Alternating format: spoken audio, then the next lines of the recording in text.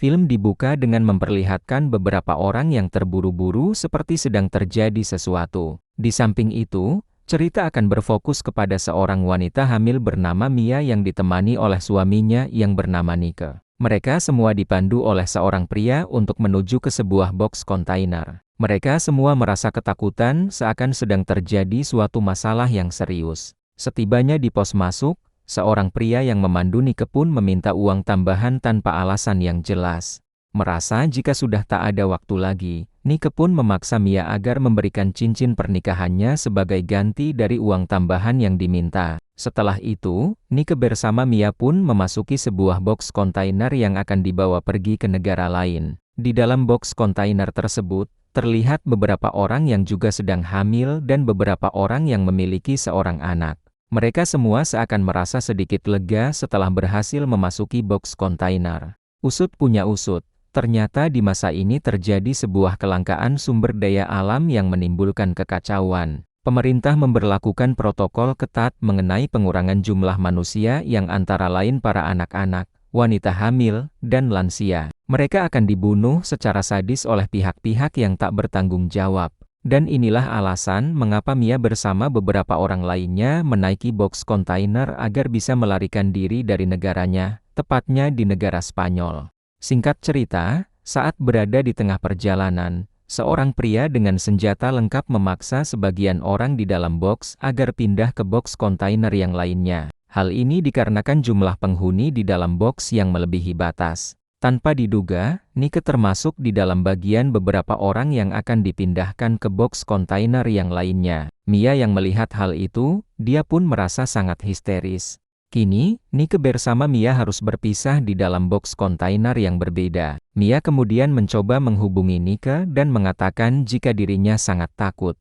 Nike pun menjawab jika semuanya akan baik-baik saja. Nike juga menyuruh Mia agar tak mempercayai siapapun. Setelah itu, Mia pun menutup teleponnya untuk menghemat baterainya. Di jalanan, terlihat kekacauan yang terjadi sangat parah. Semua aparat membabi buta dengan menembaki semua orang tanpa rasa kasihan. Semua orang yang berada di dalam box kontainer pun hanya bisa merenung dan bersedih dengan apa yang sedang terjadi. Singkat cerita, kini mereka pun telah tiba di perbatasan yang akan mengantarkan mereka ke negara lain. Sialnya, terdapat penjagaan yang sangat ketat sebab terdapat informasi jika sekumpulan orang berhasil melarikan diri dengan memasuki box kontainer yang akan dikirimkan ke negara lain. Box dari Mia pun diperiksa oleh beberapa aparat dengan sangat teliti.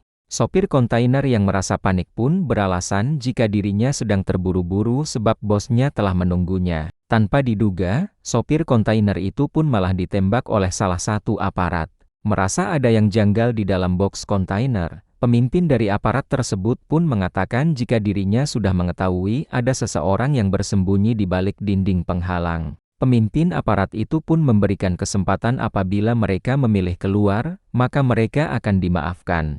Saat seorang wanita membuka dinding penghalang di dalam box, dia pun malah dibunuh secara sadis. Seketika, tembakan pun dilontarkan secara membabi buta. Beruntungnya, Mia berhasil selamat dengan bersembunyi di atas kotak kayu yang berisi berbagai barang. Singkat waktu, Mia pun tersadar dengan kondisi sedikit lemas setelah menyaksikan kejadian sebelumnya yang sangat tak manusiawi. Mia mencoba menghubungi Nike berharap dia baik-baik saja. Akan tetapi, nomor dari Nike tak bisa dihubungi karena sedang tak ada sinyal jaringan. Dari berbagai lubang di box kontainer, Mia melihat jika box kontainernya sudah berada di atas kapal dan siap untuk dikirimkan ke negara lain. Mia berkali-kali mencoba menghubungi Nike berharap Nike mengangkatnya. Akan tetapi, nomor Nike tetap tak bisa dihubungi. Untuk menghemat tenaga, Mia pun memutuskan untuk beristirahat. Tak disangka, di tengah malam yang sunyi, Mia tiba-tiba terbangun karena cuaca di tengah laut yang sedang badai. Berbagai ombak menghantam kapal yang membuat box kontainer dari Mia pun harus terjatuh ke tengah laut. Mia langsung tak sadarkan diri karena terbentur oleh dinding dari box kontainernya. Saat tersadar, Mia melihat jika 15% di dalam box kontainernya sudah terisi oleh air. Hal ini dikarenakan berbagai lubang di dalam box yang membuat air laut bisa masuk ke dalam. Ketika Mia melihat dari dalam lubang, dia hanya melihat lautan lepas yang sangat hening. Mia kemudian mencoba menghubungi Nike berharap Nike mengangkatnya. Akan tetapi, ponsel dari Mia malah mengalami kerusakan dan tak bisa disentuh. Di samping itu, perut dari Mia sedikit mengalami kontraksi. Mia kemudian memeriksa berbagai kotak kayu yang di dalamnya terdapat berbagai barang. Kotak pertama berisi Tupperware plastik. Kemudian untuk kotak yang kedua ternyata berisi sekumpulan jaket. Mia pun merasa sangat kecewa sebab tak ada sedikit pun makanan di dalam kotak kayu. Dari lubang box kontainer, Mia melihat box kontainer lain yang kemudian tenggelam ke dasar laut. Dari box kontainer itu, Mia mendengar berbagai suara orang yang berteriak secara histeris. Merasa takut jika box itu adalah box yang dimasuki oleh Nike. Mia pun langsung mencoba menghubungi Nike dengan ponsel lain yang ditemukannya. Akan tetapi, Nike tetap tak bisa dihubungi. Malam harinya, Mia terus mencoba menghubungi Nike berharap Nike mengangkatnya. Akan tetapi, usahanya pun sia-sia, Nike masih saja tak bisa dihubungi. Tanpa disadari, Mia tiba-tiba tertidur karena mengantuk. Saat terbangun, Mia melihat luapan air di dalam box yang sudah hampir penuh. Saat Mia akan tenggelam, ternyata semua itu hanyalah mimpinya. Pagi harinya, Mia membuat prediksi batas air yang dapat membuat box kontainer tenggelam. Hal ini bertujuan untuk menyiapkan dirinya sebelum box kontainer ini tenggelam. Mia mencoba menyusun berbagai kotak kayu yang akan dia gunakan sebagai alas tidur. Dari apa yang dilakukan Mia, dapat disimpulkan jika Mia adalah orang yang jenius. Di saat menata berbagai kotak kayu, Nike tiba-tiba menghubungi Mia yang membuat Mia pun merasa sangat senang. Nike menanyakan kabar Mia saat ini. Mia pun menjawab jika dia berada di lautan lepas. Nike seakan tak percaya dengan apa yang terjadi dengan Mia. Nike kemudian mengatakan jika dia berada di dalam kapal dan berjanji akan menyelamatkan Mia. Mendengar hal itu, Mia pun merasa sangat senang. Malam harinya, Mia mengalami kontraksi hebat seakan sudah waktunya melahirkan. Pada akhirnya, Mia pun melahirkan anak keduanya yang dia beri nama Noah. Nama ini merupakan saran dari Nike sebab Nike terinspirasi oleh cerita dari Nabi Nuh.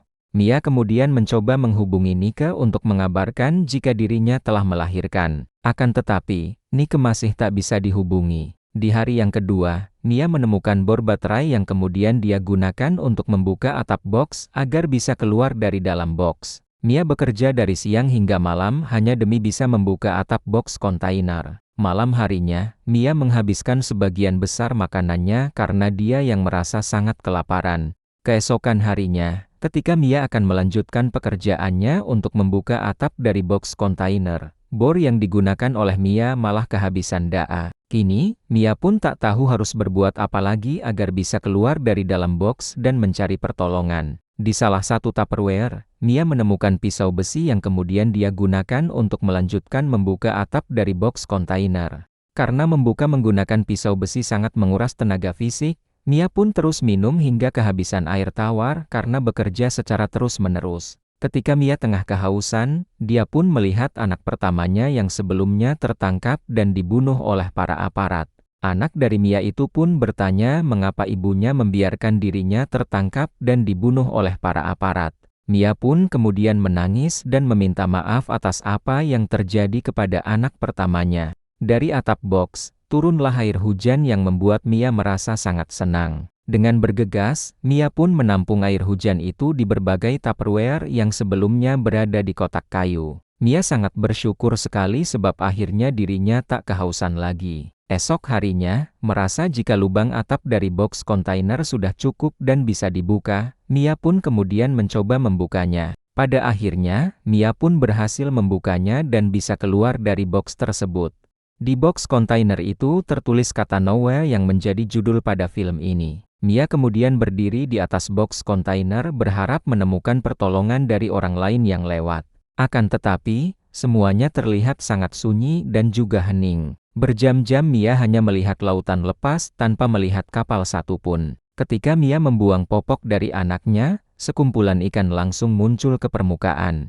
Melihat ikan-ikan itu yang sangat segar, Mia kemudian mencoba menangkapnya dengan tombak besi buatannya. Berkali-kali Mia melontarkan tombak besinya namun dia tetap tak mendapatkan satupun. Ketika sedang berbaring santai, Mia melihat sebuah pesawat yang melintas di atasnya. Dengan bergegas, Mia pun mengambil pecahan kaca yang akan dia gunakan sebagai pantulan cahaya untuk meminta pertolongan.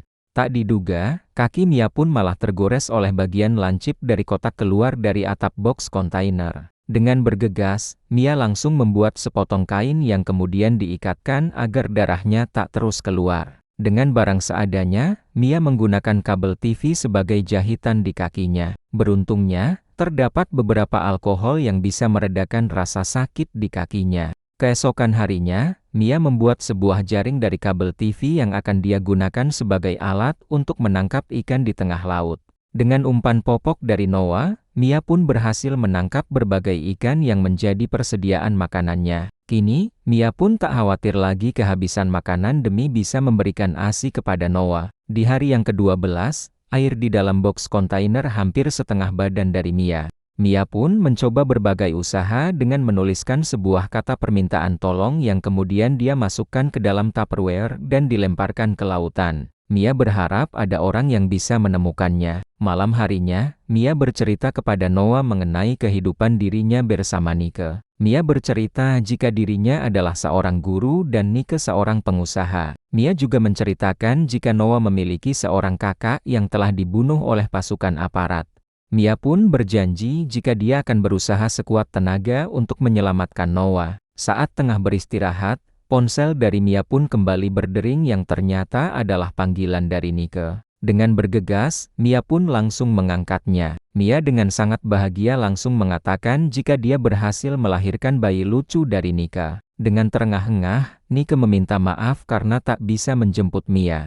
Mia pun langsung bertanya tentang apa yang terjadi kepada Nike. Nike menjawab jika dia berhasil tertangkap oleh pasukan aparat dan tertembak saat melarikan diri. Di akhir teleponnya, Nike berpesan agar Mia terus berjuang demi keselamatan anak mereka. Seketika, Mia pun langsung merasa sangat bersedih. Di hari yang ke-20, 80% air sudah memenuhi box kontainer. Mia bertahan di atas box dan merakit berbagai kayu agar dirinya bersama Noah bisa selamat apabila box kontainer ini tenggelam. Ketika malam hari, box dari kontainer pun mulai tenggelam perlahan-lahan. Mia yang teringat sisa makanannya di salah satu Tupperware, dia pun memutuskan untuk masuk ke dalam box kontainer. Tak diduga, Mia malah terjebak di dalam box kontainer saat box itu tenggelam. Beruntungnya, Mia berhasil menyelamatkan dirinya dengan berenang ke permukaan. Dengan sangat panik, Mia mencari Noah yang menghilang entah kemana. Dari dasar laut,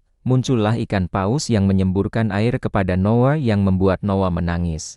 Paus itu seakan memberitahu Mia tentang posisi keberadaan dari Noah. Pada akhirnya, Mia pun berhasil menemukan Noah. Mia kemudian mengikatkan tali di tangannya dengan perahu kayu yang dibuat untuk Noah. Keesokan harinya, terdapat kapal dari orang asing yang melihat sekumpulan burung camar yang berterbangan di atas kapal kayu dari Noah. Merasa curiga dengan kapal kayu itu, orang asing itu pun langsung mendekati kapal dari Noah berada. Betapa terkejutnya mereka setelah melihat seorang bayi di kapal kayu tersebut.